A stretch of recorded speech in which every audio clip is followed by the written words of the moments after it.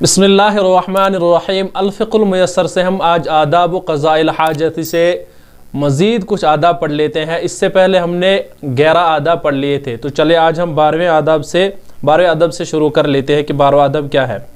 लिखा है युकरहु लिक़ाज़िल हाजति अन यतकल्लम बिदून उज़्रिन। कह रहे हैं कि मकरूह है क़ज़ाए हाजत करने वाले के लिए कि वो बग़ैर उज़्र के बात कर ले, यानी उसके लिए मकरूह है कि वो बग़ैर उज़्र के बात कर ले। अगर कोई उज़्र है तो तब इजाज़त है, वो आगे आएगा इंशाअल्लाह। इसी तरह वो लिखा हुआ है वलाकिन इदा रआ आमा, जब देखेगा किसी आमा को यमशी नहव हुफ़रतिन, कि वो चल रहा है किसी गड्ढे की तरफ, वखाफ वक़ूअहु फिल हुफ़रति, और डर है ये कि वो उसमें गिर जाए, यानी उसके गिरने का, उसमें यानी गड्ढे में गिरने का डर है। वजब अलैहि अन यतकल्लम व युरशिदहु, तो उस पर वाजिब है कि वो बात करे और उसे रास्ता दिखाए। तो ये है वजब अलैहि, वाजिब है उस पर, ज़रूरी है, अन यतकल्लम, कि वो बात करे, व युरशिदहु, और वो उसको रास्ता दिखाए।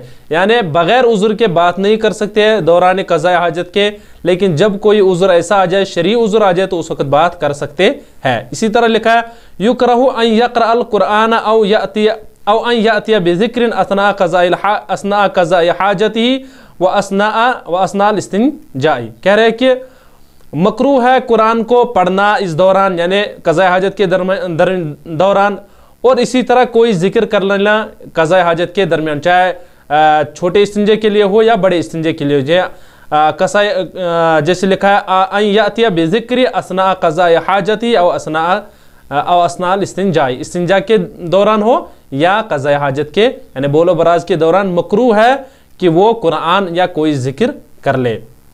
इसी तरह युकरहु तहरीमन, मकरूह तहरीमी है, अन यस्तक़बिलल क़िबलता, कि वो किबले की तरफ मुँह कर ले, औ यस्तदबिरहा, या उसकी तरफ पीठ करे, सवाउन कान फ़ी बैतुल खलाई औ फ़िस सहराई, चाहे वो फिर बैतुल खुला में हो या कहीं जंगल में हो, यानी दोनों हालतों में मकरूह तहरीमी है ये जो किबला की तरफ एक तो पीठ करना और मुंह कर लेना।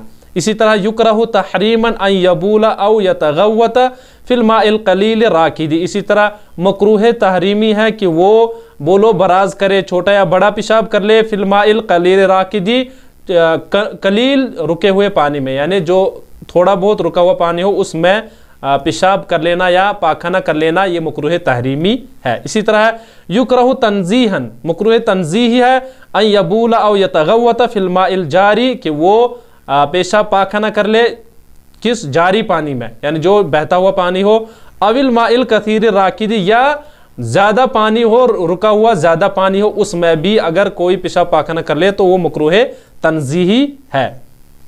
इसी तरह युकरहु अन यबूला फिल मुग़तसली, इसी तरह मकरूह है गुस्ल खाने में पेशाब कर लेना।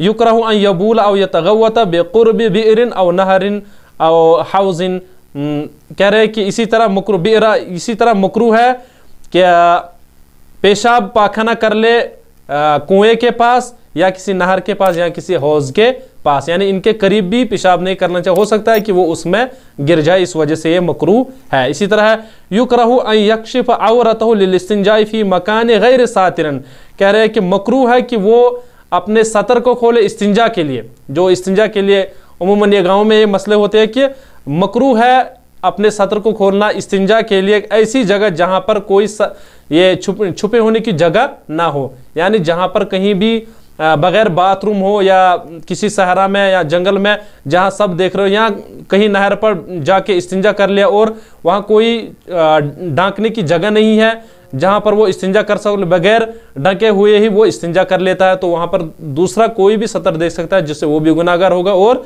ये इस्तिंजा करने वाला भी गुनाहगार होगा। यही कह रहा है कि मकरूह है कि अन यक्शिफ औरतहु लिल इस्तिंजाई, कि वो अपने इस्तिंजा को यानी इस्तिंजा के लिए अपने सतर को खोले, फी मकान गैर सातिरन, उस जगह जहाँ कोई जगह या छुपी हुई जगह ना हो, यानी जहाँ कोई सतर ना हो उसके छुपाने के लिए, जैसे बाथरूम वगैरह बनाए हुए होते हैं वो ना हो।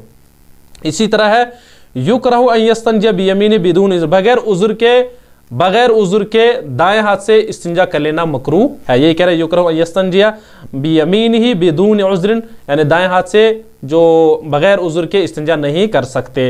इसी तरह युकरहु अन यबूला काइमन बिदून उज़्रिन लिअन्न रशाशल बौल क़द यततायर अला बदनि व अला थियाबी, कह रहे कि इसी तरह मकरूह है खड़े होकर बगैर उज़्र के पेशाब कर लेना, यानी जिसको उज़्र है वो कर सकता है लेकिन बगैर उज़्र के खड़े होकर पेशाब नहीं कर सकते हैं, चूंकि जो पेशाब की छींटियां होती है वो उसके बदन पर लग सकती है या उसके कपड़े पर लग सकती है। यही कह रहे। इसी तरह इज़ा फराग जब फारिग हो जाए मिन क़ज़ाए हाजती, क़ज़ाए हाजत से, खरज बिरिजलिल युमना, तो वो अपना ये दायां पैर निकालेगा, निकलते वक्त बाथरूम से, ये जब लैट्रिन से निकल जाएगा तो दायां पैर निकालेगा।